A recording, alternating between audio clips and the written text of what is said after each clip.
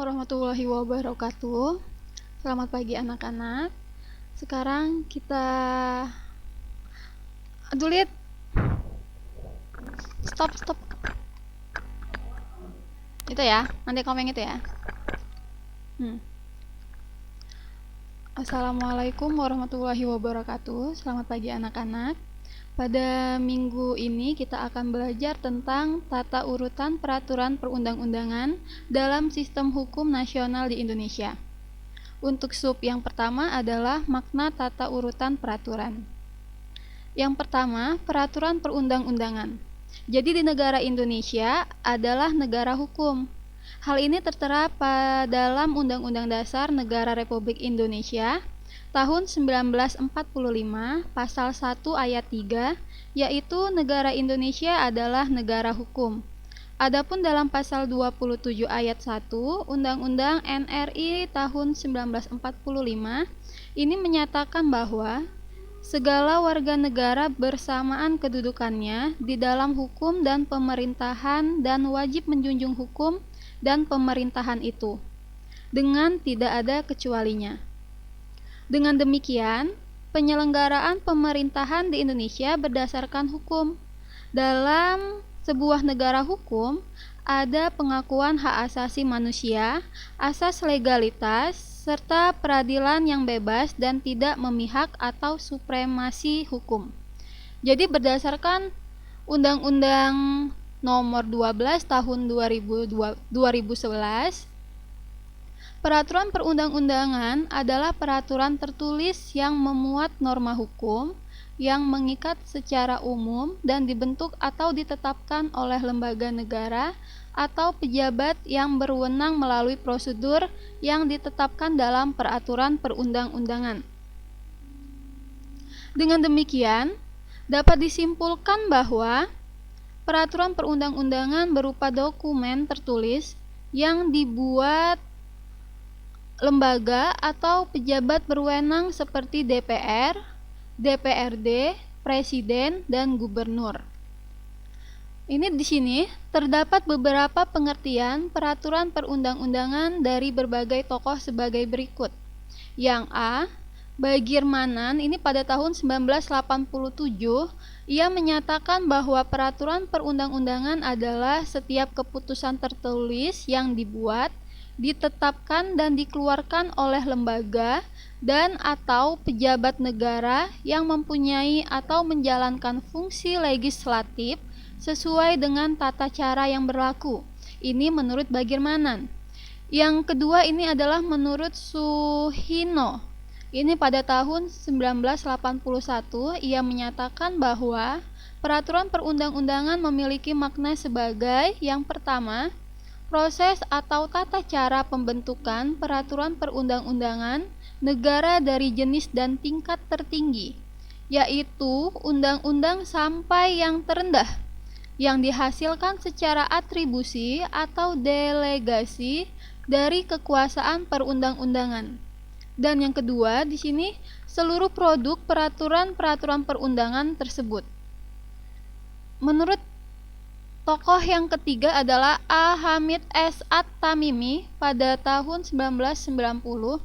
Ia menyatakan peraturan perundang-undangan sebagai semua aturan hukum yang dibentuk oleh semua tingkat lembaga dalam bentuk tertentu dengan prosedur tertentu, biasanya disertai sanksi dan berlaku umum serta mengikat rakyat.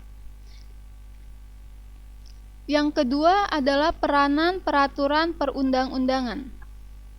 Peraturan perundang-undangan memiliki peranan yang sangat penting bagi setiap negara karena peraturan perundang-undangan merupakan sebuah tuntunan asas legalitas dan merupakan salah satu ciri dari negara hukum.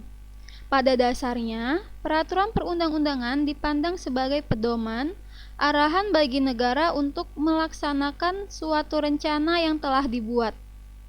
Oleh karena itu, peraturan perundang-undangan memiliki peranan yang penting bagi suatu negara. Di sini Bagirmanan menyatakan bahwa peraturan perundang-undangan memiliki peranan yang semakin penting bagi negara Indonesia Alasan pentingnya peraturan perundang-undangan bagi negara Indonesia antara lain sebagai berikut.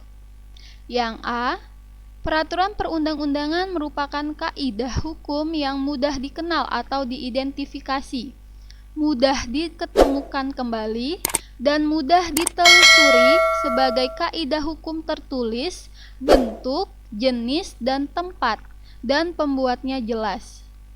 Untuk yang B, peraturan perundang-undangan memberikan kepastian hukum yang lebih nyata karena kaidah-kaidah dalam peraturan perundang-undangan mudah diidentifikasi dan ditemukan kembali. Yang C, adanya struktur dan sistematika yang lebih jelas sehingga memungkinkan untuk diperiksa dan diuji kembali baik dari segi formal maupun segi materi muatannya. Dan yang D, pembentukan dan pengembangan peraturan perundang-undangan dapat direncanakan.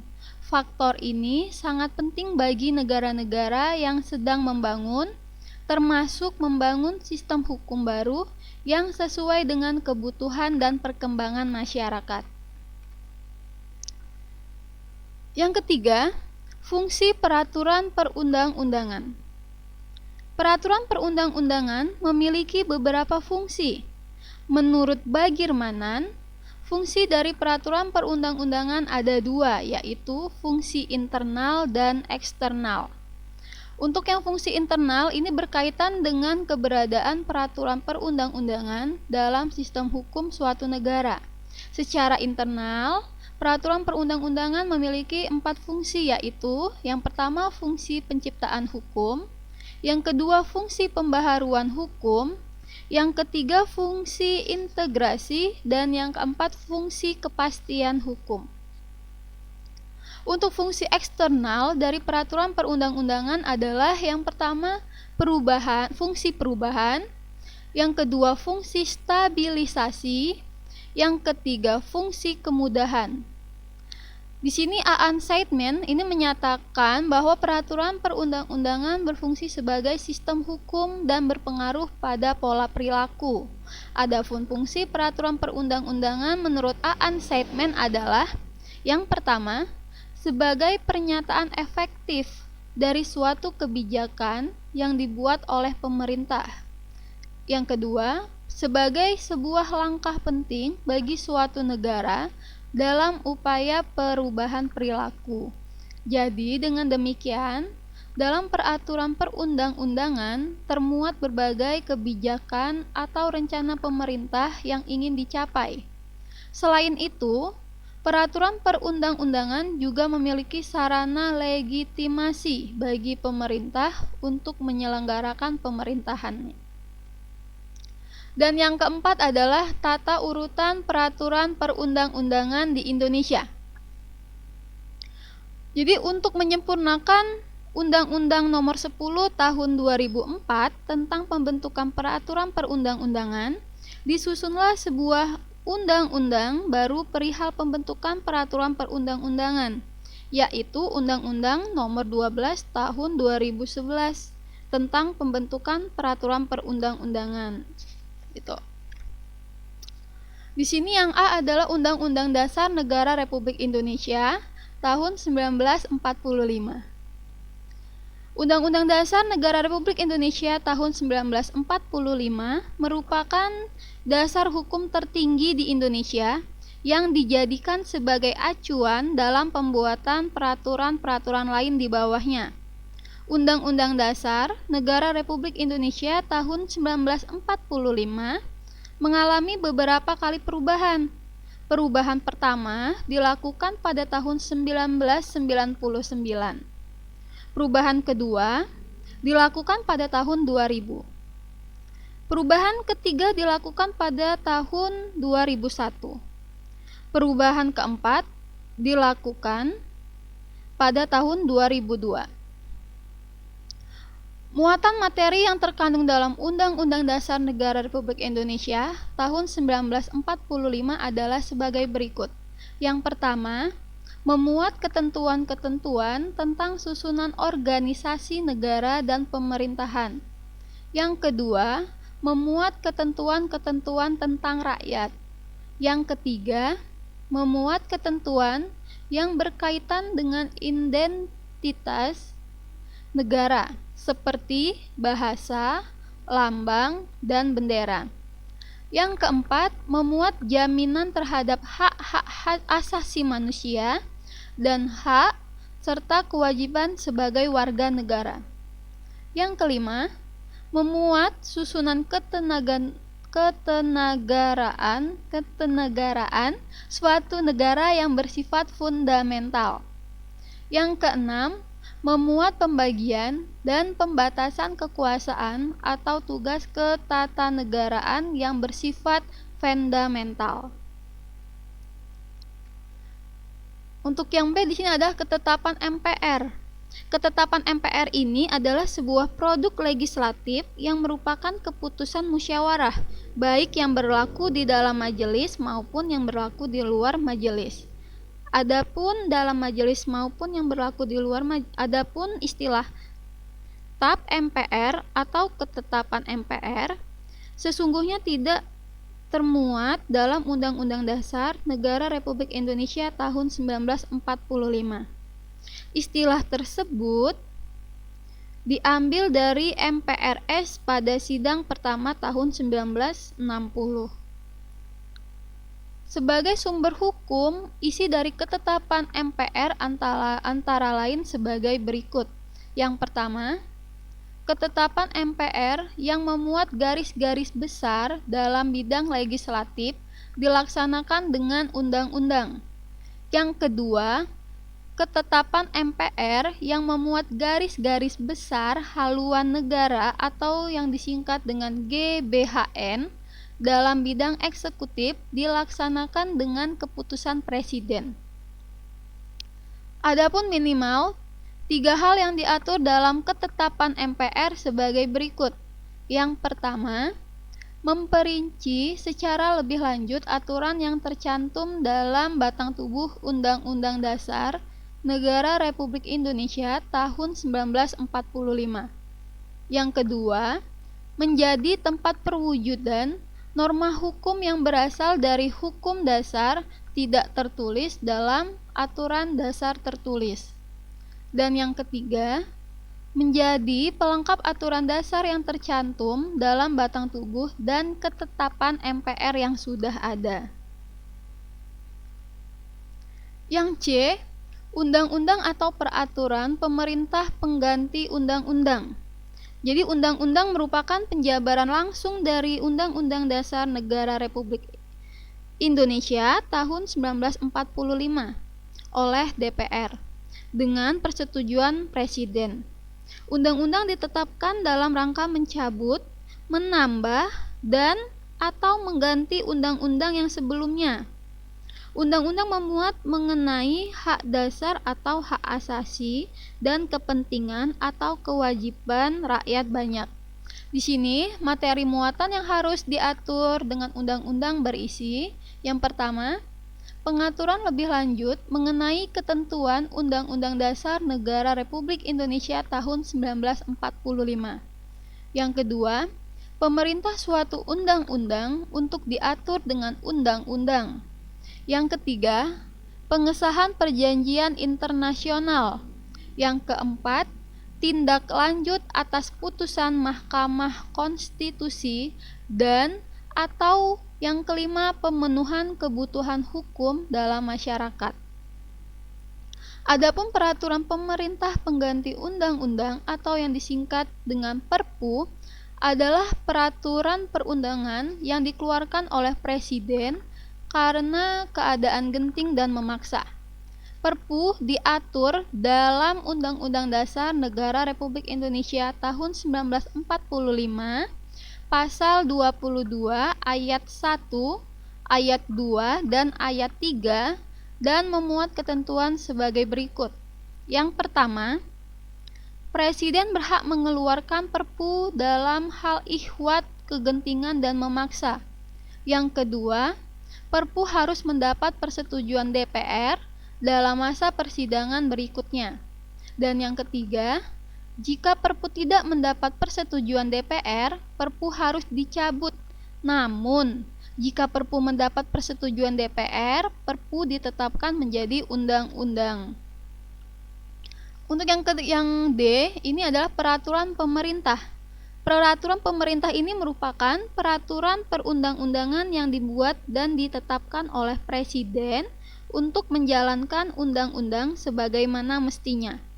Dengan demikian, cakupan peraturan pemerintah tidak boleh menyimpang dari ketentuan yang tercakup dalam undang-undang. Contoh, peraturan pemerintah adalah PP nomor 17 tahun 2010 tentang pengelolaan dan penyelenggaraan pendidikan.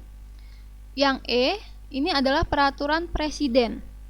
Peraturan presiden ini adalah peraturan perundang-undangan yang ditetapkan oleh presiden untuk menjalankan pemerintah peraturan perundang-undangan yang lebih tinggi atau dalam menyelenggarakan kekuasaan pemerintahan.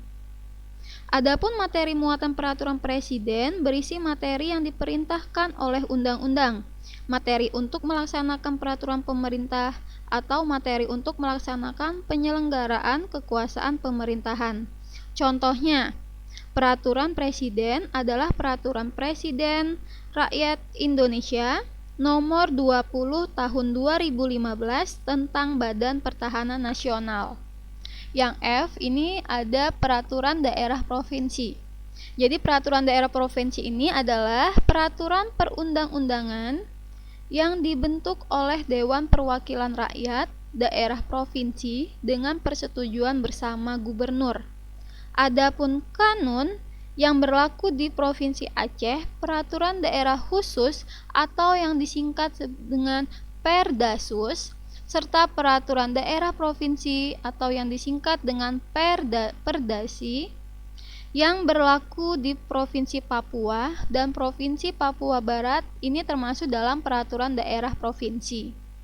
Materi muatan peraturan daerah provinsi dan peraturan daerah kabupaten atau kota berisi materi muatan dalam rangka penyelenggaraan otonomi daerah dan tugas pembantuan serta menampung kondisi khusus daerah dan atau penjabaran lebih lanjut peraturan perundang-undangan yang lebih tinggi.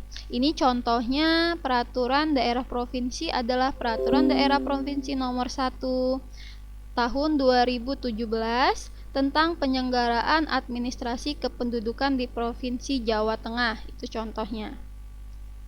Dan yang terakhir adalah yang G, peraturan daerah kabupaten atau kota. Jadi peraturan daerah kabupaten atau kota adalah ini peraturan perundang-undangan yang dibentuk oleh Dewan Perwakilan Rakyat daerah kabupaten atau kota dengan persetujuan bersama bupati atau wali kota. Adapun kanun yang berlaku di kabupaten atau kota di Provinsi Aceh ini termasuk dalam peraturan daerah kabupaten atau kota. Nah, di sini untuk minggu ini ada tugas 5, yaitu tugasnya mencari biografi siapa Bagirmanan. Jadi, mencari biografi Bagirmanan di buku cetak kalian. Tentunya kalian sudah ada buku cetak masing-masing, jadi kalian mencari biografi dari Bagirmanan, itu carinya di buku cetak, dan tulis di link yang akan dibagikan di grup masing-masing. Jadi, jelas ya tugasnya, kalian cari biografi Bagirmanan di buku cetak kalian masing-masing, dan tulis di link yang akan dibagikan di grup masing-masing. Oke, saya akhiri. Wassalamualaikum warahmatullahi wabarakatuh.